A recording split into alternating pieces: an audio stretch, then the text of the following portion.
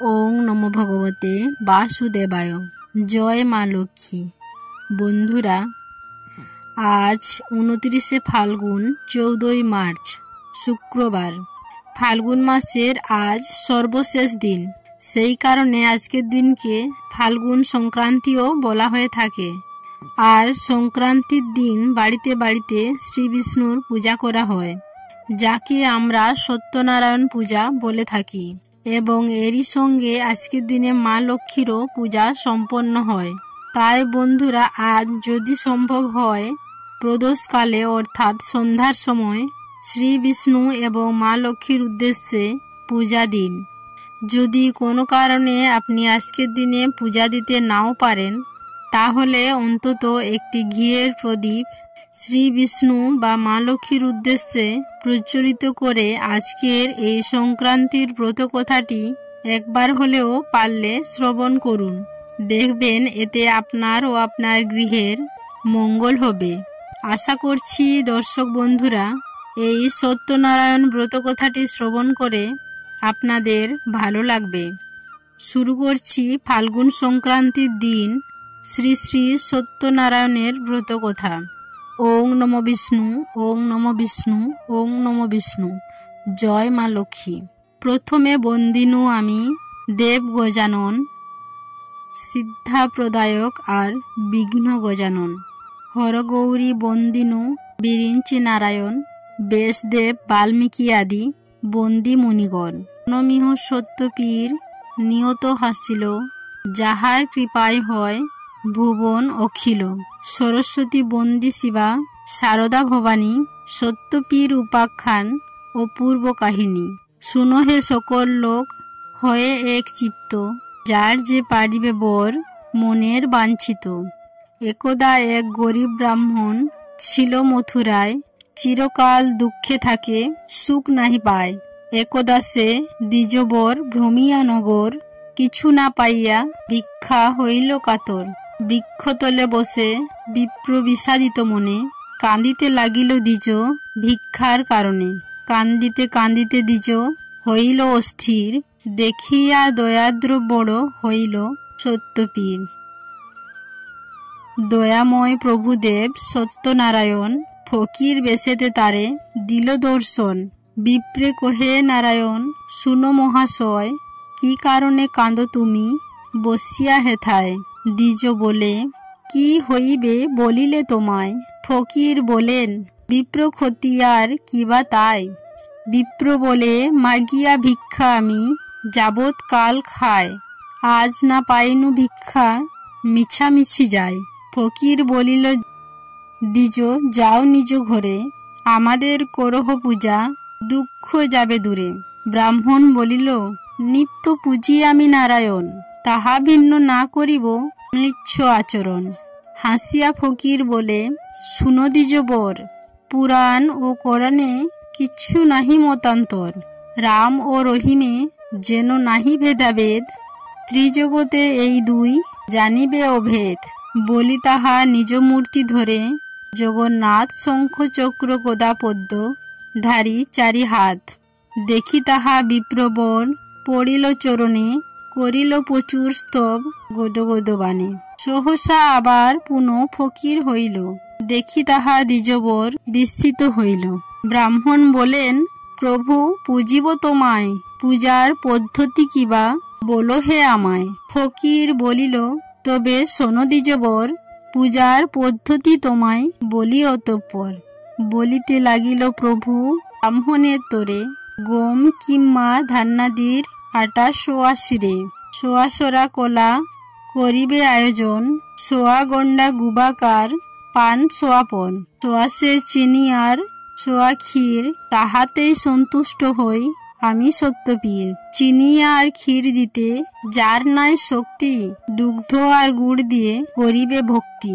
বসিবে সকল ভক্ত করি এক মন, এক মনে ভক্তি ভরে করিবে অর্চন।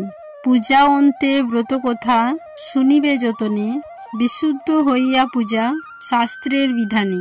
সত্যপীর বলি সবে মাথে দিবে হাত, নারায়ণ বলিয়া করিবে প্রণিপাত। প্রসাদ লইবে পরে শাস্ত্রের বিধান, সব কথা বলি হরি, হইল অন্তর্ধান।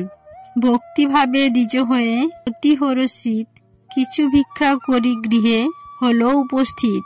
ব্রাহ্মণী শুনিয়া সব হয়ে আনন্দিত, পূজা হেতু আয়োজন করে বিধিমতো। ভক্তিভাবে পূজে নারায়ণ পদ। প্রভুর কৃপায় দ্বিজ লভিল সম্পদ, কাঠুরিয়া গণ সবে বিষয় মানিল। ভক্তিভাবে ব্রাহ্মণের জিজ্ঞাসা করিল, ব্রাহ্মণ তাদের বলে বিধান সমস্ত। কাঠুরিয়া পুজিবারে হইল বড় ব্যস্ত, তিনি যে করিল তাহা বিধি সহকারে। দুঃখ দূর হইল আনন্দ ঘরে ঘরে। তারপর সদানন্দ সাধু একজন, কাঠুরের সম্পদ দেখিয়া অনিষ্ট মন। জিজ্ঞাসিয়া সব কথা জানিতে পারিল, শুনিয়া সাধুর মনে ভক্তি উপচিল। সাধু বলে অপ্রতুল নাহি অন্য ধনে, এক কন্যা হেতু সদা দুঃখ হয় মনে। যদ্যপি আমার এক জনমে তনয়া, সত্যদেব পূজা করি আনন্দিত হইয়া। এত বলি গেল সাধু অঙ্গীকার করি, যথাকালে জন্মে কন্যা পরমা সুন্দরী। সত্যনারায়ণ পূজা যে সাধু বলিল, যথাকালে কন্যাটির বিবাহ যে দিল। অতঃপর সাজাইল সপ্ত মধুকর, জামাতা সহিত সাধু চলিল সত্তর। দক্ষিণ পাটনে রাজা নাম কলানিধি, সেই রাজ্যে সদাগরে মিলাইল বিধি। রাজা সম্বাসিয়া তারে তরণী চাপিয়া, প্রমাদ ঘটিল তার সিন্নি নাহি দিয়া। রাজার ভাণ্ডার মাঝে ধনাদি যা ছিল, রাত্রিতে আসিয়া সাধুর তরি পূর্ণ হল। ছল পেয়ে রাজা তার সব লুট করে, শ্বশুর জামাতা লয়ে রাখে কারাগারে। রাজা দেশে কোটাল তারে পাটিবারে যায়, পাত্র অনুরোধে তার প্রাণ ফিরে পায়। বন্দি থাকে কারাগারে শ্বশুর জামায়, কি কহিব উভয়ের দুঃখ সীমা নাই।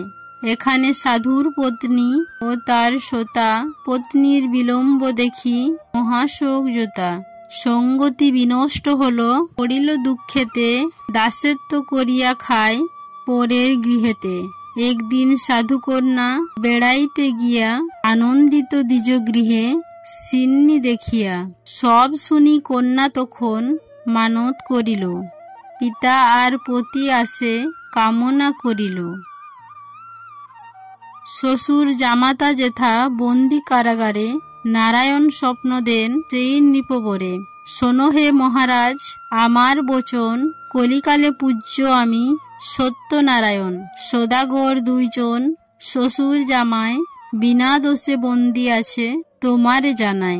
প্রভাত হইলে তুমি দুই সদাগরে, 10 গুণ ধন তুমি দানিবে তাহাদের। এই বলি ধরিলেন আপন মূরতি, স্বপ্ন দেখি চমকিয়া উঠিল নৃপতি। মুক্ত করি সদাগরে বহু ধন দিল, তরি পূর্ণ করি রাজা বিদায় করিল।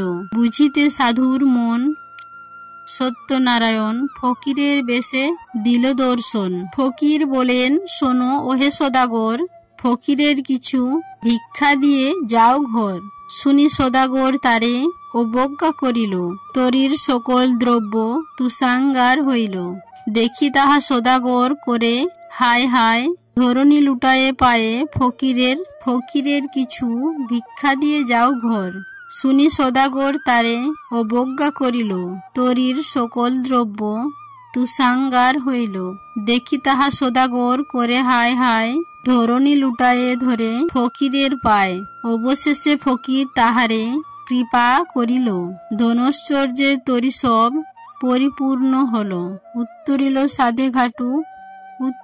ঘাটে সাধু, অবশেষে ফকির তাহারে কৃপা করিল, ধনৈশ্বর্যের তরি সব পরিপূর্ণ হল। উত্তরিল ঘাটে সাধু, করিল কোলাহল। সাধুর রমণী কন্যা শুনে কৌতূহল, তরির সামগ্রী যত ভাণ্ডারেতে লইয়া সিন্নি করিল সাধু আনন্দিত হইয়া। সকলে প্রসাদ নিল জোর করি পানি, প্রসাদ ভূমিতে ফেলে সাধুর নন্দনী। তাহা দেখি সত্যদেব কুপিত হইল, জামাতা সহিত তরি জলেতে ডুবালো। হাহাকার করে সবে পড়িয়া ভূমিতে, শুনি সাধু কন্যা যায় ডুবিয়া মরিতে। হেনকালে দৈববাণী হইল আচম্বিত, সিন্নি ফেলিয়া কন্যা করিল বিপরীত। শুনি কন্যা সেই সিন্নি চাটিয়া খাইল, সাধুর জামাতা তরি ভাসিয়া উঠিল। তরির সকল দ্রব্য ভাণ্ডারিতে আনি করিলি সুয়াসের সোনার সিন্নি। স্বপ্নে কহিলেন দেব, শুনো সাধু তুমি, সোনা হইতে আটায় সন্তুষ্ট হই আমি। স্বপ্ন দেখি সদাগর পরম হরিষে আটার সিন্নি করি পুজো সবিশেষ। ক্রমেতে প্রচার হলো সবার আলোয়, ভক্তি ভরে পুজিলেই আশা পূর্ণ হয়। এক মনে শুনে কিংবা পূজে নারায়ণ, সর্ব দুঃখ দূরে যায় শাস্ত্রের বচন। সিন্নি মানয়ে যে না হয় দুই মোনা, কদাপি না সিদ্ধ হয় তাহার কামনা। ভক্তগণ সত্যনারায়ণের ব্রত কথা সম্পন্ন হইল। আশা করছি দর্শক বন্ধুরা ব্রত কথাটি শ্রবণ করে আপনাদের ভালো লেগেছে। ভালো লাগলে লাইক করবেন, পারলে শেয়ার করবেন। লক্ষ্মীনারায়ণের কৃপায় আপনার সকল দুঃখ কষ্ট দূর হয়ে সুখ সমৃদ্ধি সর্বদা বজায় থাকুক, এই কামনা করে আজকের মতো ভিডিওটি আমি এখানেই শেষ করলাম। নমস্কার ও ধন্যবাদ। ঈশ্বর আপনাদের মঙ্গল করুক।